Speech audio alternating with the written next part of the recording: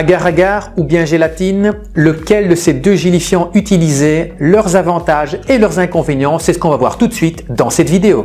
Bonjour à tous, on va un petit peu regarder les différences entre ces deux gélifiants, donc la gélatine et l'agar-agar, et de voir en fonction de la préparation lequel des deux on va utiliser.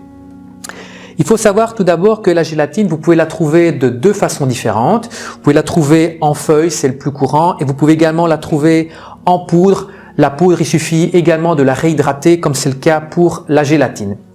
L'agar-agar, vous allez le trouver uniquement en poudre. Alors la différence fondamentale entre les deux, c'est que la gélatine est d'origine animale, c'est de la gélatine de porc, on trouve également de la gélatine de poisson, alors que l'agar-agar, c'est d'origine végétale, c'est une algue. L'agar-agar, il est plus cher que la gélatine, mais son pouvoir gélifiant est beaucoup plus important. J'entends par là que 1 g d'agar-agar va gélifier beaucoup plus que 1 g de gélatine. Il est donc beaucoup plus difficile à doser. 1 g de plus ou 1 g de moins pour de la gélatine, ça ne va pas en soi poser grand problème, mais par contre pour l'agar-agar, 1 g de plus ou 1 g de moins, ça peut rendre votre préparation dure comme du béton. On va tout d'abord parler des avantages et des inconvénients de la gélatine. La gélatine, vous la trouvez donc soit en poudre, soit sous forme de feuilles.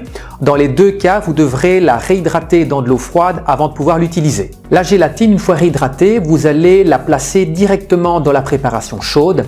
Elle va donc ramollir, elle va fondre et puis au fur et à mesure que la préparation va refroidir, la gélatine va entamer son processus de gélification et après quelques heures, vous aurez obtenu, à condition d'avoir mis le bon dosage, la texture souhaitée. Le gros avantage de la gélatine, c'est qu'elle passe très bien à la congélation. Donc si vous devez mettre votre gâteau, votre entremets au congélateur pour par exemple pouvoir le glacer après, il n'y a pas de problème, la gélatine accepte d'être congelée et lorsque votre gâteau sera décongelé, votre gelée sera toujours aussi ferme. Alors vous vous dites peut-être, mais elle n'a que des avantages cette gélatine. Non, elle a aussi quelques gros défauts. Le premier défaut de la gélatine, c'est que si vous l'utilisez à forte dose, vous allez avoir un goût dans votre préparation. Il y a d'ailleurs même aussi une odeur qui va arriver. Si vous faites ramollir beaucoup de gélatine dans un petit peu d'eau, vous allez sentir une odeur caractéristique qui n'est pas très agréable. Donc à forte concentration, la gélatine risque d'apporter un goût et une odeur pas très agréable à votre préparation. Deuxième gros défaut de la gélatine, il ne faut surtout pas la faire bouillir. La gélatine perd de son pouvoir gélifiant si vous la faites bouillir. Alors j'entends pas par là qu'elle n'agira plus du tout si vous faites bouillir la préparation, mais vous allez réduire son pouvoir gélifiant.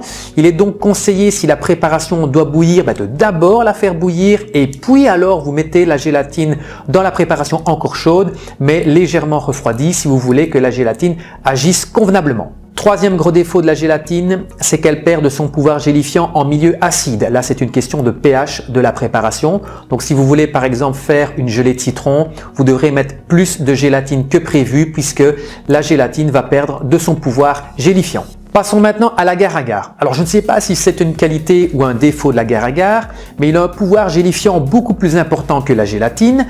Donc un tout petit peu d'agar-agar va vous permettre d'obtenir une gelée bien ferme. Alors c'est un avantage si vous n'en avez pas beaucoup, c'est un inconvénient si vous avez peur de ne pas obtenir la texture que vous voulez. Alors contrairement à la gélatine, l'agar-agar, vous devez le mettre dans la préparation encore froide. Ensuite, vous devez le faire bouillir pour qu'il se mette à agir.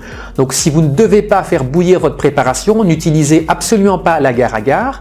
Il n'agira quasiment pas si vous ne faites pas bouillir. Donc ça, c'est vraiment la grosse différence entre la gélatine et l'agar-agar. C'est que la gélatine, il ne faut pas la faire bouillir, elle va perdre une partie de son pouvoir gélifiant, alors que l'agar-agar, c'est exactement l'inverse. Vous devez le faire bouillir pour qu'il se mette à agir. Avantage supplémentaire pour l'agar-agar, c'est qu'il agit beaucoup plus rapidement que la gélatine. Donc vous risquez d'être surpris quand vous allez laisser refroidir votre préparation, c'est qu'elle va épaissir très rapidement, alors que pour la gélatine, il faut attendre généralement beaucoup plus de temps pour qu'elle se mette à agir. L'agar-agar est très rapide. Alors il y a aussi évidemment un autre avantage de l'agar-agar par rapport à la gélatine, c'est que l'agar-agar est d'origine végétale, donc si vous êtes végétarien, vous opterez évidemment pour l'agar-agar et pas pour la gélatine. Alors là aussi vous vous dites peut-être, mais il n'a que des avantages cet agar-agar. Non, il a un très gros défaut, c'est qu'il ne supporte pas être congelé. Donc si vous devez préparer un gâteau, un entremets, que vous allez devoir le congeler de nouveau pour peut-être éventuellement le glacer après, N'utilisez jamais d'agar-agar. L'agar-agar, une fois congelé, va perdre une bonne partie de son pouvoir gélifiant et donc lorsque vous allez décongeler votre gâteau, votre gelée, ce sera de la flotte. Ça, j'ai eu l'occasion de le remarquer lorsque j'avais fait une préparation avec de l'agar-agar. Lorsque j'ai décongelé mon gâteau, eh bien la gelée est devenue toute liquide. Donc là, c'est vraiment aussi une grosse différence entre l'agar-agar et la gélatine. Ne jamais congeler une gelée qui contient de l'agar-agar. Vous allez avoir de mauvaises surprises. Enfin, dernier gros défaut de l'agar-agar, mais là c'est la même chose que pour la gélatine, l'agar-agar perd énormément de son pouvoir gélifiant en milieu acide et je pense même que c'est pire pour l'agar-agar que pour la gélatine. Donc si vous devez faire une gelée avec un milieu qui est acide, n'optez pas pour l'agar-agar ou alors mettez-en beaucoup plus que ce qui était prévu dans la recette. Mais là, je vous conseillerais quand même plutôt d'opter pour la gélatine. Elle perd aussi de son pouvoir gélifiant, mais moins que l'agar-agar. Alors donc au final, lequel choisir? Eh bien, le choix se porte en fait non pas sur le type de préparation que vous devez faire, mais plutôt sur les différentes étapes du processus. Si vous devez congeler votre gâteau, n'utilisez pas d'agar-agar, utilisez uniquement de la gélatine. Si vous devez faire bouillir la préparation, utilisez plutôt l'agar-agar plutôt que la gélatine. Si vous devez faire une préparation pour des végétariens, vous allez opter pour l'agar-agar et pas pour la gélatine. Maintenant, sinon, dans tous les autres cas, agar-agar ou gélatine, c'est à peu près la même chose. Grosse différence, je pense quand même, c'est que l'agar-agar se dose plus difficilement que la gélatine.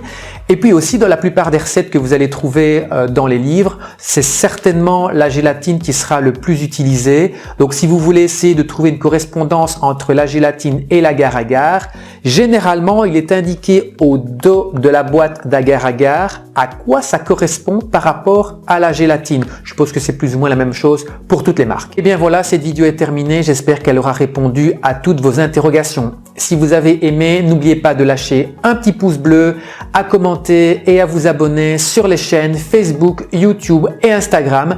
Je vous retrouve mercredi prochain pour une nouvelle vidéo.